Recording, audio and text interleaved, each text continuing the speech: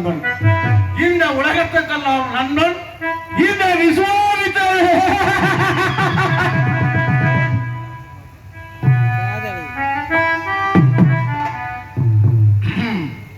இங்கு விஸ்வாமித்திரனாக நடிக்கும் RS மாத்தூருக்கு அருகாமையில் உள்ள 53 சேர்ந்த கோவிந்தசாமி அவர்களை பாராட்டி மலர் மாலை அனைத்து மரியாதை செலுத்தப்படுகிறது. விழாக்குழு சார்பாக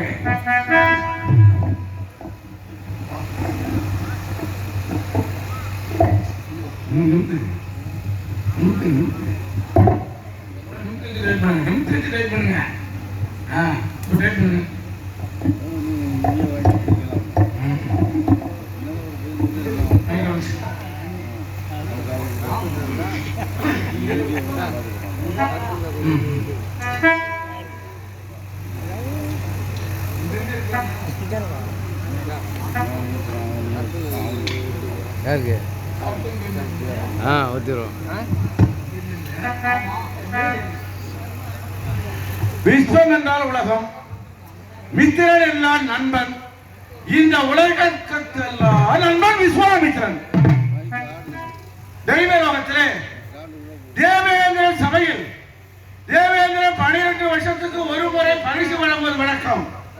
அப்படி பரிசு வழங்கும் போது அங்கே 33 கோடி தேவர்கள் 48 வருகை தர நான் சென்றிருந்தேன். மதிசமா மகாமுனிவர் அங்கே வந்திருந்தார், நாரத மகாமுனிவர் அங்கே வந்திருந்தார். தேவேந்திரன் சபையை பார்த்து பொதுவாக கேட்டார், தேவர்களே முனிவர்களே, நானோ 12 வருஷத்துக்கு ஒரு முறை பரிசு வழங்கி அத்தனை பரிசு உங்களுக்கே கொடுத்தேனப்பா, உங்களுக்கே கொடுத்தேனப்பா.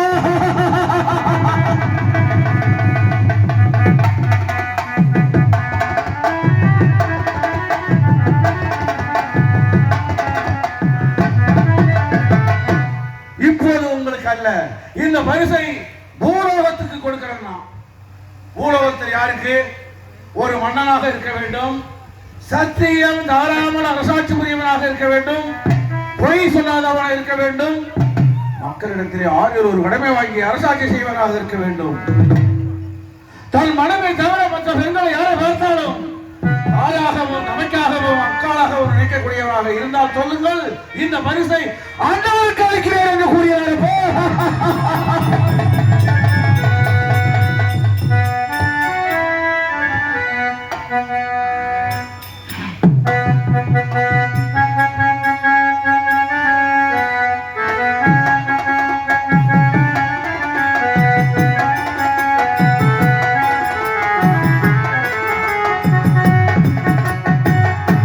அப்போது சபை மௌனமாக இருந்தது. தேவேந்திரன் கேட்டார், தேவர்களே முனிவர்களே, பூலோகம் என்றால் 56 தேசம். 56 தேசத்தை ஆள்வதற்கு 56 மன்னர் அங்கே உண்டு. பொய் சொல்லாத வாழ்ந்தவன் பூலோகத்தில் ஒருவர் இல்லையா? சத்தியம் தவறாமல் வாழ்ந்தவன் ஒருவர் இல்லையா? தன்னுடைய மனைவோடு வாழ்ந்தவன் ஒருவர் இல்லையா என்று கேட்டபோது மதிசன் சபையிலே எழுந்து, தேவேந்திர மன்னா, இருக்கிறான் ஒருவன் பூலோகத்திலே அயோத்தியாவை ஆளுகின்ற திருச்சந்திர வளர்த்த ஹரிச்சந்திரன். அவன் உத்தமரையோ, அவன் சத்தியவந்தரையோ.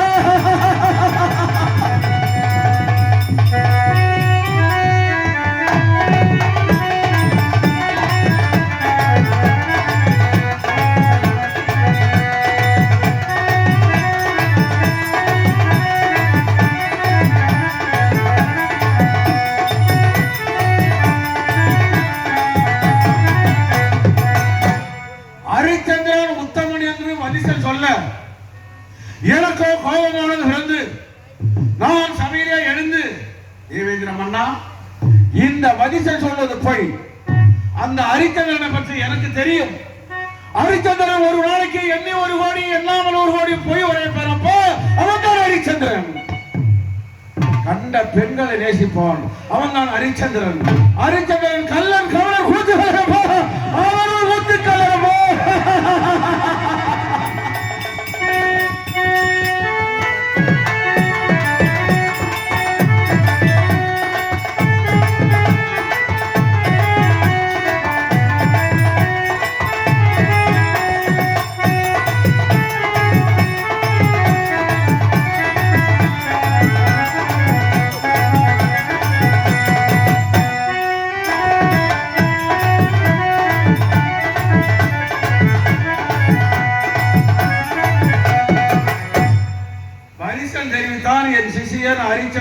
யுத்தம் பண்ணான். அவன் பொய்யன் என்று நான் தெரிவித்தேன். அங்கே ஒருவருக்கு ஒருவர் எங்களுக்குள்ள வாக்குவாதம். அங்கே இருந்த தேவர்கள்லாம், நீங்கள் இப்படி சண்டை போட்டுக் கொள்ள வேண்டாம், ஒரு சபதம் எடுத்துக் கொள்ளுங்கள். மனுஷன் தெரிவித்தான், என் சிஷியன் ஹரிச்சந்திரன் உத்தமன் சத்தியவந்தனிடத்திலே இந்த விஸ்வாமித்திரன் பொய் வாங்கி வந்து விட்டால் நான் மொட்டை அடித்த கரும்புல சமல கழுவேல் ஒருவர வருகிறேன் என்று அவன் சபதம் எடுத்தான். அப்போது நான் சபையில எழுந்த தேவேந்திர மன்னா, அண்ணவரிடத்திலே ஒரு பையன் அடிக்கு 1000 பொய்யை வாங்கி காட்டுவான் விஸ்வாமித்திரன், நாளைக்கு 100 பொய்யை வாங்கி காட்டுவான் விஸ்வாமித்திரன். அப்படி வாங்க முடியவில்லை என்றால் அந்த ஒரு நாள் நான் அரசனாக இருந்தபோது கானகம் சென்று 60,000 கால வருஷம் செப்பூசி நாட்டிய அதன் மீது நான் ஏறி நின்று தவம் இருந்து ஈசனிடத்திலே ஆக்கல் அழித்தல் வரம் பெற்று விஸ்வாமித்திரன் ஆனேன். இதில் பாதி பலனை அந்த ஹரிச்சந்திரனுக்கு நான் கொடுத்து விடுவேன். நான் தோற்றுவிட்டால் கொடுத்து விடுகிறேன் அப்பா.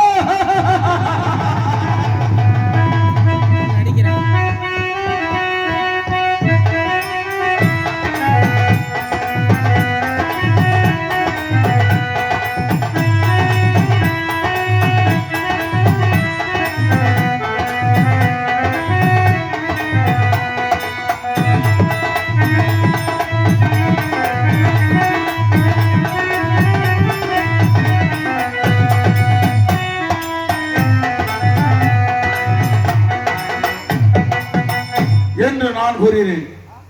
அப்போது தேவேந்திர மன்னன் கேட்டார், மன்னா நான் அயோத்தியாவை சென்று ஹரிச்சந்திரனிடத்திலே நொடிக்கு 100 பொய்யை வாங்கி வர்றேன், அடிக்கு 1000 பொய்யை வாங்கி காட்டுறேன் என்று தெரிவித்து, அப்போதுதான் தேவேந்திரன் கேட்டேன், மன்னா நான் பொய் வாங்க வேண்டுமானால் எனக்கு யார் எந்த நேரத்தில் உதவி தேவைப்படுகிறதோ அவர்களை அனுப்பி வைக்க வேண்டும் என்று கேட்டேன். விஸ்வாமித்திர மகரிஷியே, நீங்கள் யாரை எந்த நேரத்தில் கேட்டாலும் அனுப்பி வைக்கிறேன் என்று வாக்குறுதி கொடுத்தான் தேவேந்திரன்.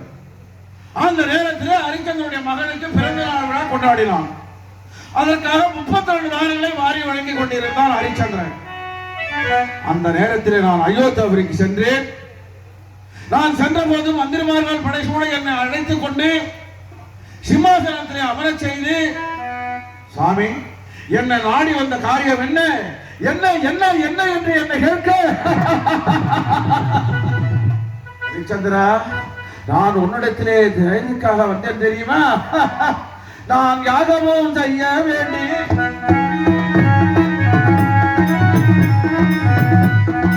யாசகம் கேட்க வந்தேன். யாகமும் செய்ய வேண்டி யாசகம் கேட்க வந்தேன்.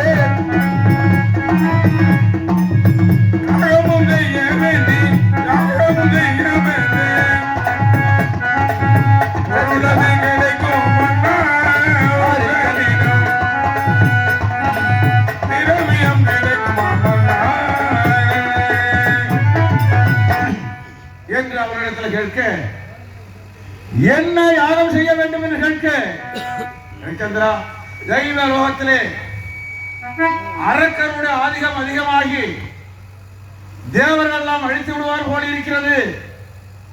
அரக்கர்களை நாம் அழிக்க வேண்டும், பாதாள லோகத்திலே நாராயணம் யாகம் செய்ய வேண்டும் என்று நான் கேட்டேன். அதற்கு நான் என்ன செய்ய வேண்டும்? ஹரிச்சந்திரன் கேட்டான், ஹரிச்சந்திரா நான் யாகம் செய்ய வேண்டுமானால் 48 கோடி பொன் கொடுத்தால் யாகத்தை சீரோடு சிறப்போடு செய்து முடிப்பேன் என்று கூறினேன்.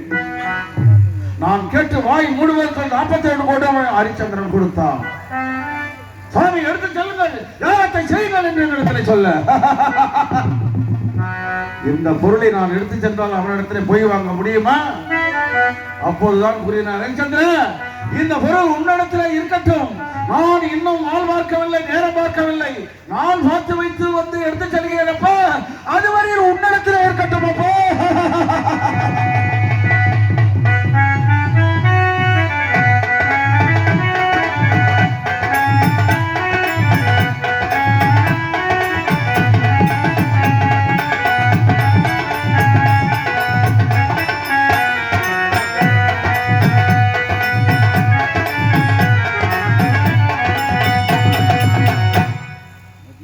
என்று நான் கூறினேன். அதற்கு ஹரிச்சந்திரன் கூறினான், சாமி நானும் 56 தேசத்துக்கு பெரிய தேச மன்னன், எனக்கு கீழே அடங்கிய 55 சிற்றரசர்கள் எந்த நாட்டிலே பசி பஞ்சம் பட்டினியை மழையால் சேதம் தீயினால் சேதம் ஏற்பட்டு மக்களோ என்னிடத்தில் வந்து முறையிட்டால் என்னுடைய களஞ்சத்தை திறந்து நான் செலவிட்டு வரும்போது தாங்களுடைய தெய்வம் என்று பாராமல் செலவு செய்து எடுத்து செல்லுங்கள் ஐயா, எடுத்து செல்லுங்கள் என்று கூறுகிறார்.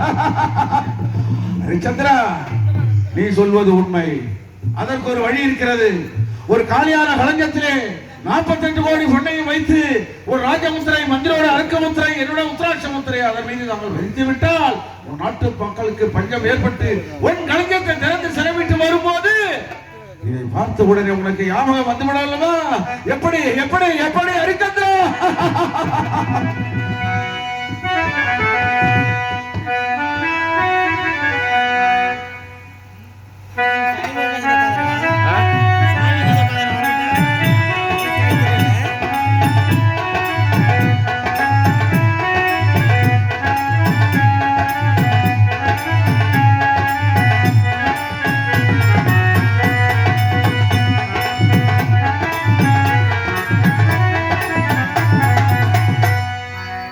அதன்படி அமைச்சர் அழைத்து 3 முத்திரைகளை வைத்தவுடனே, ஹரிச்சந்திரா, நான் யாகம் செய்ய நாள் பார்க்க வேண்டும், நீயோ தானங்களை வாரி வழங்கிக் கொண்டிருக்கிறாய் என்று சொல்லிவிட்டு நான் புறப்பட்டு அந்த நேரத்திலே ஹரிச்சந்திரன் வந்து தீ எறும்பு கூட நினைக்க மாட்டான், மற்றவர்கள் துரோகம் செய்ய மாட்டான்.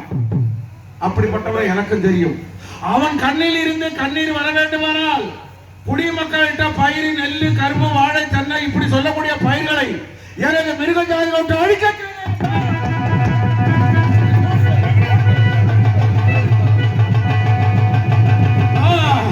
குடிமக்களிட்ட பயிர்களை மிருக ஜாதிகள் விட்டு அழிக்க செய்து ஒரு பன்றியை வானத்துக்கு பூமிக்கு முஸ்வரம் எடுத்து அவரை முட்டி கீழே தள்ள சொன்னேன். ஹரிச்சந்திரன் கொல்லா வரம் பெற்றவன் அல்லவா?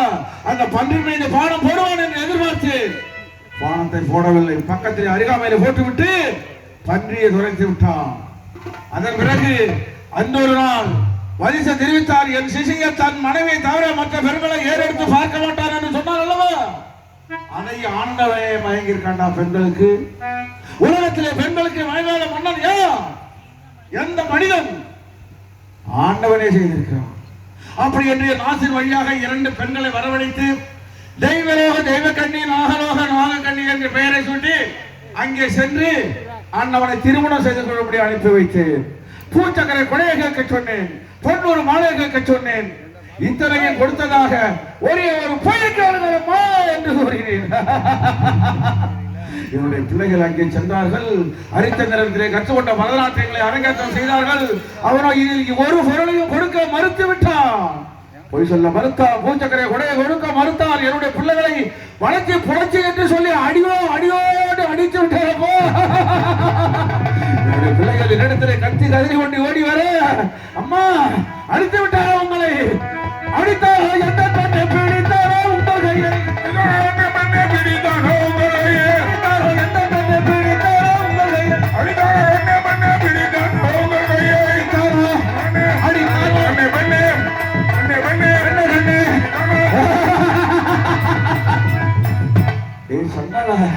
இவருடைய பிள்ளைகளை வளர்ச்சி புரட்சி என்று சொல்லி அடித்தாய். உன்னை என்ன செய்ய போகிறார் என்று அயோத்தியாபுரிக்கு சென்றேன். அண்ணனோட சிம்மாசனத்தில் அமர்ந்திருந்தான்.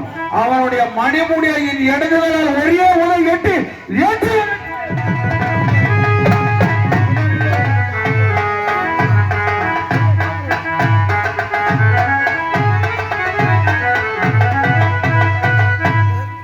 சாமி, நான் என்ன குற்றம் செய்தேன்? ஏன் என்னையும் அனுமதிப்படுவதற்கு தங்களுடைய பாதத்திலிருந்து ரத்தம் கொட்டுகிறது என்று என்னை கேட்டார். ஹரிச்சந்திரா, என் மன விலங்குகளை வேட்டையாடி இருக்கிறாய். நான் அனுப்பிய பெண்களை திருமணம் செய்ய மறுத்திருக்கிறாய். அது மட்டும் இல்லாமல் என்னுடைய பிள்ளைகளை வளர்ச்சி புரட்சி என்று சொல்லி அடித்திருக்கிறாய். பிடி சாவும், நீ நீசன் புலையன் புலையன் பிடிட சாவும் சாவும் என்று கூறுகிறார். அப்போது ஹரிச்சந்திரன் கூறினான், சுவாமி, இந்த சாபத்தை நீக்க வேண்டுமானால் என்ன செய்ய வேண்டும்? என்னுடைய பிள்ளைகளை திருமணம் செய்ய வேண்டும் என்று கூறினேன். அப்போதுதான் கூறினான் ஹரிச்சந்திரன், சுவாமி, என் கண்ணை வேண்டுமானால் ஏகுவேன், காக்கின்ற மண்ணை வேண்டுமானால் ஏகுவேன். ஏன் இந்த நாடு நகரம் அத்தனை இனியவனுக்கு தாரமாக கொடுத்தாலும் கொடுப்பேன் தவிர அப்படிப்பட்ட பெண்களை ஒரு காலம் நான் மறக்க